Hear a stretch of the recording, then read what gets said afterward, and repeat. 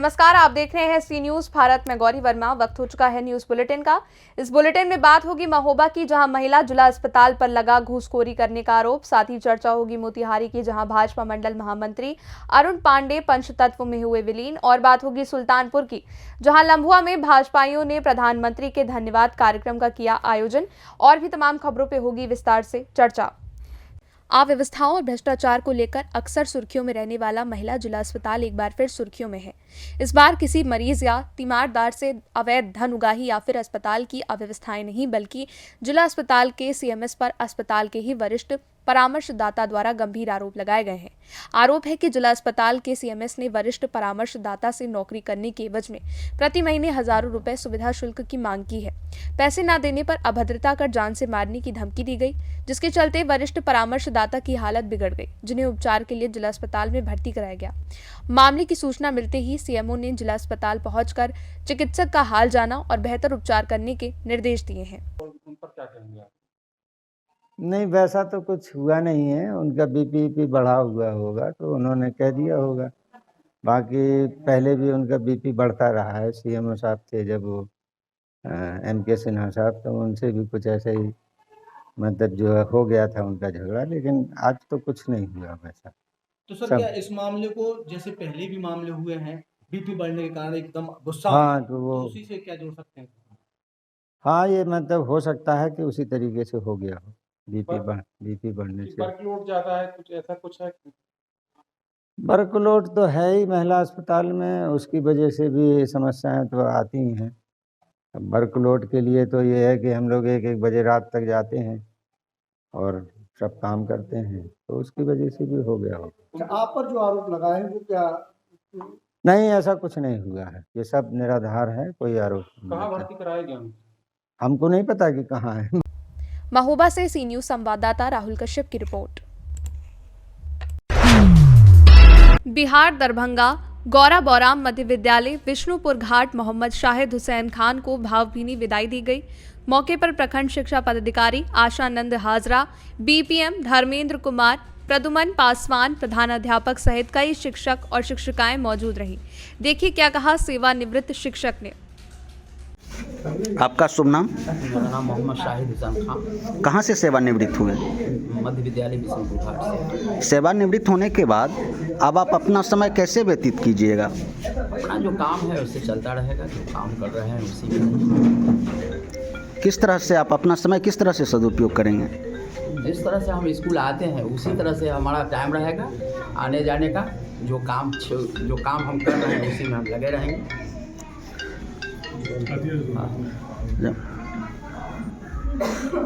हाँ। और घर है, बाल बच्चा है, उसके पीछे रहेंगे। आपकी नौकरी पीरियड में सबसे खुशी कब मिली थी और किस काम के लिए? सबसे खुशी तो यही, हम लोग ट्रेंड होकर लेट लग गया। 2006 में जो बहाली हुई, सबसे बड़ी खुशी हुई यही थी। आम आदमी के लिए क्या कहना चाहेंगे? आम आदमी के लिए यही कहना चाहेंगे कि जो शिक्षक हैं बने हुए, वो अपने समय का पाबंद हो जाए और समय पर आवें और समय पर जाएं। दरभंगा से सी न्यूज संवाददाता राहुल कुमार की रिपोर्ट। खबर मोतिहारी से है, जहां पूर्वी चंपारण जिले के घोड़ासहन भाजपा मंडल के महामंत्री अरुण कुमार पांडे पंचतत्व में विलीन हो गए। मंगलवार की देर रात अचानक हृदय गति रुकने के कारण उनका निधन हो गया था। उनके पुत्र और पत्नी के दिल्ली से आने के बाद उनकी अंत्येष्टि गुरुवार को घोड़ासहन छठवा घाट पर कर दी गई। अंत्येष्टि के मौके पर ढाका भाजपा जिलाध्यक्ष समेत पार्टी के कई नेता और कार्यकर्ता पहुंचे और उन्हें श्रद्धांजलि अर्पित की। भाजपा जिलाध्यक्ष राजेश तिवारी ने अरुण पांडे को श्रद्धांजलि देते हुए कहा कि भारतीय जनता पार्टी ने एक सच्चा सिपाही, बड़े जनाधार वाले कार्यकर्ता को खो दिया। अरुण पांडे की जगह भर पाना मुश्किल है। उनके निधन से भारतीय जनता पार्टी परिवार काफी मरमराहत है, इसे शब्दों में बयां नहीं किया जा सकता। वहीं भाजपा नेता प्रभु नारायण ने श्रद्धांजलि देते हुए कहा कि अरुण पांडे का जाना भाजपा के साथ साथ समाज के लिए भी बहुत बड़ी क्षति है। अरुण पांडे हर वर्ग में लोकप्रिय थे, आम लोगों के सुख और दुख में भाग लेते थे। उनका निधन मेरी व्यक्तिगत क्षति है। वहीं भाजपा नेता पप्पू चौधरी ने अरुण पांडे को याद करते हुए कहा कि अरुण पांडे का इस दुनिया से इस तरह जाना हम सबके लिए बहुत पीड़ादायक है। वो काफी जुझारू कार्यकर्ता थे। वो न सिर्फ भारतीय जनता पार्टी बल्कि सामाजिक और धार्मिक कार्यों में भी बढ़ चढ़कर हिस्सा लेते थे। अंत्येष्टि में भाग लेने वालों में भाजपा नेता पारस प्रसाद, उदय चंद्र जायसवाल, शिवमंगल मिश्रा, उपेंद्र कुशवाहा, जयलाल दास, दीपू गुप्ता, अशोक कुमार सोनी, मंगल जायसवाल, समाज सेवी हरेंद्र स्वर्णकार, राजीव पांडे, भूपेंद्र मिश्रा, अविनाश गुप्ता, प्रिंस गुप्ता, मनु जायसवाल, हरेंद्र पांडे समेत सैकड़ों लोग मौजूद रहे। बोलिए। आज सरदेय अरुण पांडे जी, जो घोड़ासान मंडल के निवर्तमान महामंत्री थे, आज पंचतत्व में विलीन हो रहे हैं। इससे भारतीय जनता पार्टी संगठन जिला ढाका और घोड़ासान मंडल में इतना अपूर्णीय क्षति है जिसका हम कल्पना नहीं कर सकते। आज का जो भीड़ है उनके अंतिम दर्शन के लिए, यह उनके लोकप्रियता को दर्शाता है। उनको हम भावभीनी श्रद्धांजलि अर्पित करते हैं। उनके आत्मा के शांति के लिए हम ईश्वर से प्रार्थना करते हैं और उनके परिजनों को दुख सहने की क्षमता प्रदान करें, इसके लिए हम ईश्वर से प्रार्थना करते हैं। मोतिहारी से सी न्यूज संवाददाता राहुल कुमार की रिपोर्ट। सुल्तानपुर लम्भुआ नगर पंचायत के एक निजी मैरिज लॉन में विधायक सीताराम वर्मा के नेतृत्व में भारत सरकार द्वारा कर्पूरी ठाकुर जी को भारत रत्न प्रदान करने के उपलक्ष्य में प्रधानमंत्री को धन्यवाद ज्ञापित कार्यक्रम का आयोजन भाजपाइयों ने किया। धन्यवाद कार्यक्रम में मुख्य अतिथि के रूप में मौजूद प्रदेश सरकार के कैबिनेट मंत्री और सुल्तानपुर जनपद के प्रभारी मंत्री आशीष पटेल ने कहा कि कर्पूरी ठाकुर जी सामाजिक न्याय के प्रणेता थे। उनकी मूर्ति पूरे उत्तर प्रदेश में सार्वजनिक स्थानों पर लगनी चाहिए। दलितों, पिछड़ों, शोषितों को आरक्षण दिलाने के लिए कर्पूरी ठाकुर जी ने आंदोलन किया और उन्हें आरक्षण दिलाने का काम किया। उन्होंने कहा कि आरक्षण के लिए हम भीख नहीं मांग रहे, ये हमारा अधिकार है। पिछड़ों को सामाजिक, आर्थिक, राजनीतिक अधिकार प्रदान कराने के लिए आरक्षण प्रणाली की बिहार में स्थापना की। उन्होंने कहा कि जननायक कर्पूरी ठाकुर जी की विचारधारा को प्रधानमंत्री जी लोगों तक पहुंचा रहे हैं और आगे बढ़ा रहे हैं। इससे पहले बहुत सी सरकारें आई और गईं, लेकिन किसी ने जननायक कर्पूरी ठाकुर जी को भारत रत्न से सम्माना नहीं। अपना दल की मुखिया अनुप्रिया पटेल ने प्रधानमंत्री और गृह मंत्री के समक्ष कर्पूरी ठाकुर जी को भारत रत्न से सम्मानित किए जाने की मांग की थी। प्रधानमंत्री और गृह मंत्री ने अनुप्रिया पटेल जी की मांग को प्रमुखता से स्वीकार किया। आज उत्तर प्रदेश सरकार के मुख्यमंत्री योगी आदित्यनाथ जी हर वर्ग के लिए तमाम कल्याणकारी योजनाएं चला रहे हैं और हर वर्ग को सम्मान किया जा रहा है। प्रधानमंत्री जी ने कर्पूरी ठाकुर जी को भारत रत्न देकर पिछड़ों का सम्मान बढ़ाया है। कर्पूरी ठाकुर जी के पास मुख्यमंत्री रहते हुए कुछ नहीं था, वो महान व्यक्तित्व वाले जननायक थे। कार्यक्रम में अति विशिष्ट अतिथि के रूप में मौजूद एमएलसी रामचंद्र प्रधान, शैलेंद्र प्रताप सिंह और विशिष्ट अतिथि के रूप में मौजूद नाई समाज के प्रदेश अध्यक्ष घनश्याम शर्मा को सम्मानित किया गया। प्रभारी मंत्री ने कर्पूरी ठाकुर जी की फोटो विशिष्ट जनों को प्रदान की। मौके पर अपना दल यस के जिला अध्यक्ष अविनाश पटेल, एसडीएम दीपक वर्मा, सीओ अब्दुल सलाम, कोतवाली प्रभारी शिवाकांत त्रिपाठी, एलके दुबे, प्रधान संघ अध्यक्ष कैलाश द्विवेदी, देवी प्रसाद सिंह, दिनेश सिंह, सुनील गुप्ता, शेर बहादुर यादव आदि भाजपाई मौजूद थे। गोली मारी गई। जैसे आपने ट्वीट किया कि कानून व्यवस्था पूरी तरीके से ध्वस्त हो गई उत्तर प्रदेश, इस पर आप क्या कहना चाहेंगे कानून व्यवस्था को लेकर? देखिए, निश्चित तौर पे माननीय मुख्यमंत्री श्री योगी आदित्यनाथ जी के नेतृत्व वाली जो हमारी सरकार है, उसमें कानून व्यवस्था की तुलना आप पिछले सरकारों से कर लीजिए।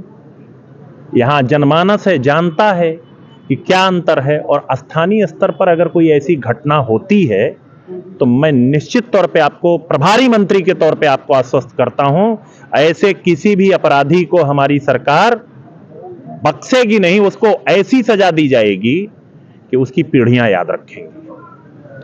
देश के लोकप्रिय प्रधानमंत्री द्वारा निरंतर योजनाएं चलाई जा रहे हैं, अभी भी लोग वंचित रह गए हैं उन योजनाओं से। आपसे शायद आपने मेरा अभी बात नहीं सुनी।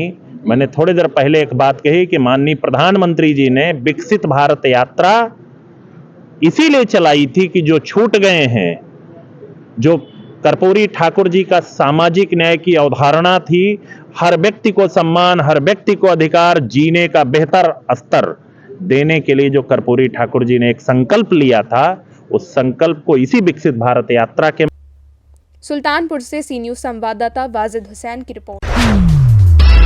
टीकमगढ़ मध्य प्रदेश आंगनवाड़ी कार्यकर्ता और सहायिका संघ भोपाल के माध्यम से मध्य प्रदेश महिला एवं बाल विकास विभाग के अंतर्गत कार्यरत सभी आंगनवाड़ी कार्यकर्ताओं, सहायिकाओं और मिनी आंगनवाड़ी कार्यकर्ताओं ने अपनी 8 सूत्रीय मांगों को लेकर जिला कलेक्टर कार्यालय पहुंचकर मध्य प्रदेश के मुख्यमंत्री के नाम कलेक्टर को ज्ञापन सौंपा, जिसमें उन्होंने पिछले 2 महीने से मानदेय का भुगतान नहीं किया गया, जिसे शासन के आदेश अनुसार हर महीने की 5 तारीख तक किया जाना चाहिए।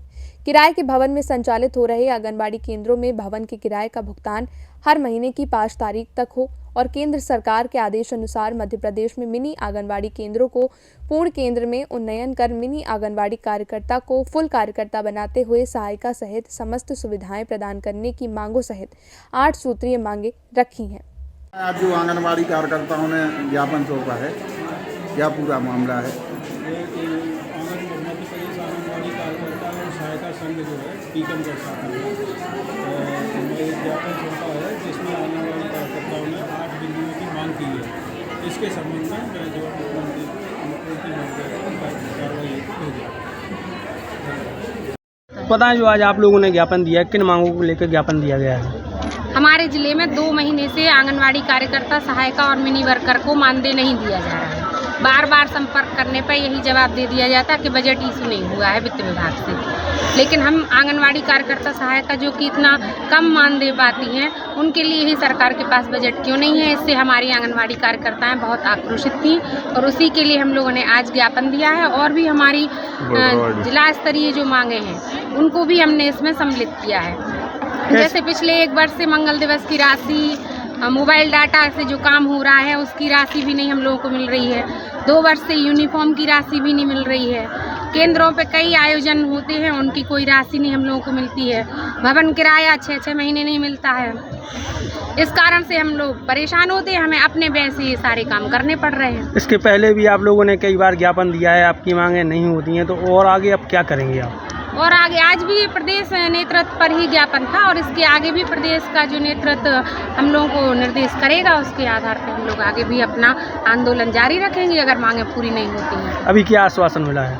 अभी तो आश्वासन मिला है कि आपके मांग पत्र को माननीय मुख्यमंत्री जी तक भेज दिया जाएगा और जल्द से जल्द निराकरण कराया जाएगा। दूरसंघ के प्रदेश आह्वान पर मध्य प्रदेश के प्रत्येक जिले में आंगनबाड़ी कार्यकर्ताओं की समस्याओं को लेकर के टीकमगढ़ जिले में जो ज्ञापन दिया गया है, वह ज्ञापन 7 सूत्रीय मांगों को लेकर के ज्ञापन है। और इसमें प्रमुख ज्ञापन में जो प्रमुख मांग है वो आंगनबाड़ी कार्यकर्ताओं, सहायिकाओं को विगत 2 माह से मानदेय नहीं मिला है। दूसरा, इनका भवन किराया सही समय से नहीं मिलता है। मंगल दिवस की राशि इनके खाते में नहीं पहुंच रही है। अनेकों अन्य ऐसी 7 मांगों को लेकर के ये ज्ञापन दिया गया है।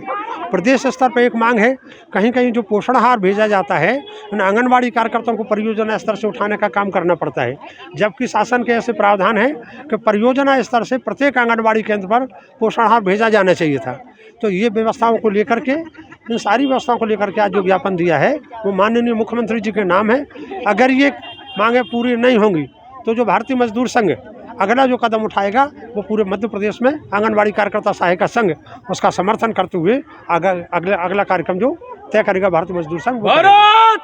टीकमगढ़ से सी न्यूज़ संवाददाता राजेंद्र श्रीवास्तव की रिपोर्ट। फिलहाल के लिए बुलेटिन में बस इतना ही। देश और दुनिया की तमाम जानकारी के लिए आप देखते रहिए सी न्यूज़ भारत।